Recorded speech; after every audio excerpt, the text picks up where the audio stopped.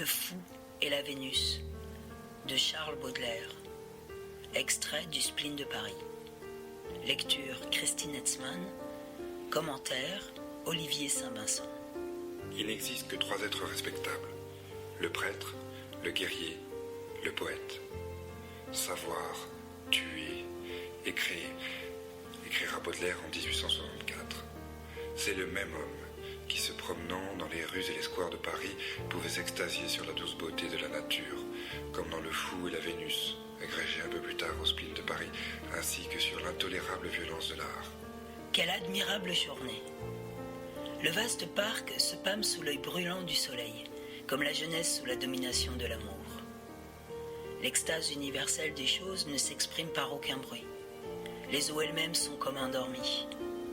Bien différente des fêtes humaines, c'est ici une orgie silencieuse.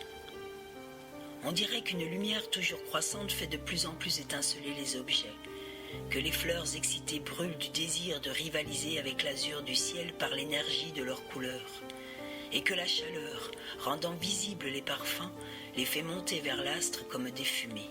Il n'y a pas de splendeur dans l'agora. Ses bruits, ses mots, ses paroles. Les mouvements de la foule.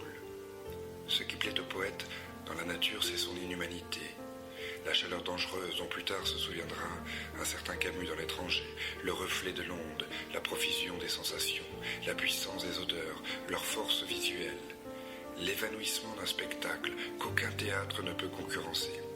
Cette nature est sous le signe de l'excès, comme insoutenable, et l'astre qui travaille la poésie depuis ses origines épiques, le soleil, semble évaporer encore un peu plus l'humanité de cette scène. La beauté à l'état gazeux. Le poète se liquéfie au sens propre devant le beau, modifie sa structure atomique. Cependant, dans cette jouissance universelle, j'ai aperçu un être affligé.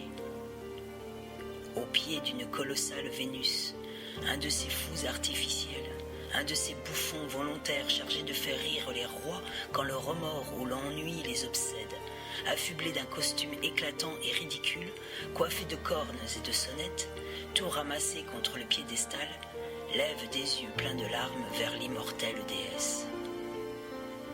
Et ses yeux disent: je suis le dernier, le plus solitaire des humains, privé d'amour et d'amitié, et bien inférieur en cela au plus imparfait des animaux. Cependant, je suis fait, moi aussi, pour comprendre et sentir l'immortelle beauté. Ah, déesse, ayez pitié de ma tristesse et de mon délire. Et là, comme une apparition, au milieu de ce paradis terrestre, surgit un spectacle étourdissant, celui du fou qui annonce la vérité, dont Nietzsche plus tard se souviendra dans sa Gaia Scienza. Le fou, capable de hurler dans les terres absurdes et modernes de cette seconde moitié du XIXe siècle, capable de renvoyer les bonnes consciences à leurs bêtises, un de ces individus que la société transforme en fou par son simple regard, car l'évangile, la bonne parole et le credo qu'il proclame est trop dur à écouter pour des oreilles humaines.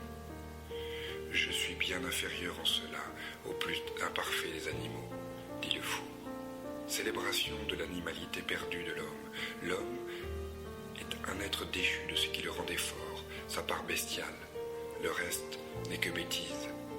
Pas de rousseauisme ici chez Baudelaire, car le poète est la figure la plus importante de la cité, et en même temps la plus méprisée. Mais l'implacable Vénus regarde au loin je ne sais quoi, avec ses yeux de marbre. Au sang du poète, celui qui coule dans ses veines, à sa tristesse, son délire, sa mortalité, répond le marbre, la glace, l'indifférence de la statue. Vénus ici n'est que l'expression la plus sauvage de la culture la plus scientifique qui soit, celle qui ne parle que de lois, de chiffres, de raison, d'équilibre et de proportion. Rimbaud, lui, se souviendra de son maître dans un magnifique sonnet, caché par une sorte de conspiration pédagogique aux écoliers. Ce sonnet, c'est la Vénus Anadyomède, que Rimbaud conclura au vers 14 par ce vers: bel hideusement d'un ulcère à l'anus. Rimbaud le potache fera de Vénus une vieille courtisane, tatouée sur les reins, fatiguée, flasque de ses chairs. Il crachera une bonne fois pour toutes sur cette beauté positiviste et scientifique qui hante la civilisation européenne depuis Platon. Il est grand temps de célébrer la beauté baudelairienne. Exit la science des corps et des forces. Place aux sentiments humains, l'horrible et le sublime, l'extase et le désespoir, au malaise et à l'exaltation, la fièvre et la grande santé, la force et l'abandon de soi, le luxe et la misère. Place à une beauté folle, mais vraie, celle du sourire d'un enfant et des pleurs d'une mère devant l'inéluctable savoir. Nous sommes nés pour ne plus être. Allez vivre avec cette vérité-là sans devenir fou.